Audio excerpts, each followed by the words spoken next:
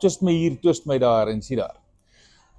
Ons weet Moedersdag is om die draai, dis die 10de Mei, Sondag. En ek weet ma's werk hard die hele jaar, want 'n moeder is so 'n wonderlike ding vir ons almal. Ons almal waardeer ons moeders so baie. So ek het besluit om vir die moeders 'n ouma kombersie, 'n hoender ouma kombersie te maak vir Moedersdag. Met 'n twist, met baie kaas. Ietsie wat jy nêrens in Parys kry om te eet nie. Jy gaan dit net hier kry. Niemand in Parys gaan dit maak wat ek gaan maak vir Moedersdag nie. En ek doen dit spesiaal vir die ma's.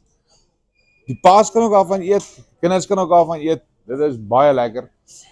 Ek het 'n toets in my huis en my kinders het hulle self verslind. Hulle het die hele bak opgeëet. En my vrou was mal daaroor. Hulle wil hê ek moet dit die hele tyd maak. So, toe besluit ek vir julle moeders, omdat julle so hard werk, sulke wonderlike vrouens is, ons kinders vir ons groot maak, vir ons liefde gee, vir ons aandag gee, gee ek al die aandag en al die liefde hierdie Moedersdag van die spur af vir julle. Om proe Giepie hoenderkombersie met kaas met 'n twist net vir die moeders. Ek wag vir julle vir Moedersdag. Boek julle tafels en kom in sommer. Wie van julle dink dit gaan lekker wees? Wie van julle dink dit is spesiaal? Baie dankie en mag die Here julle almal wonderlik seën en vrede en liefde verder vir die dag.